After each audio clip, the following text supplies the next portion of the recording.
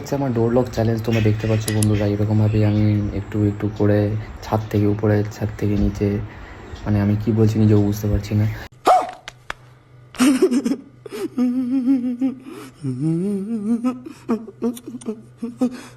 কেন বলছি এটা আমি তোমাদেরকে, ওয়াইফাই রিচার্জটা শেষ হয়ে গেছে, না কিছু করতে পারছি। হ্যাঁ, ইন্টারনেট ইউজ করতে পারছি, বাট অতটা ফাস্ট পাচ্ছি না যেটার মাধ্যমে আমি এডিট করতে পারবো, সেই সব মনে হচ্ছে না আমার এডিট ফেডিট করতে পারবো।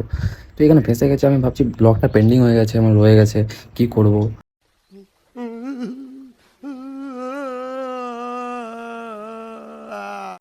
আর ছাড়তেই পারছি না, এডিটও করতে পারছি না, মানে ডেঞ্জার অবস্থায় আছি। তার মধ্যে স্ট্রিমটা যদি করতাম আমার টাইমটা কাটতো, প্লাস আমার মাথাটা ফ্রেশ থাকতো, আমি তো মাথাটা ঠিকই করতে পারতাম। তোমরা দেখে আমাকে বুঝতে পারছো যে লিটারালি কি অবস্থা হয়ে গেছে আমার।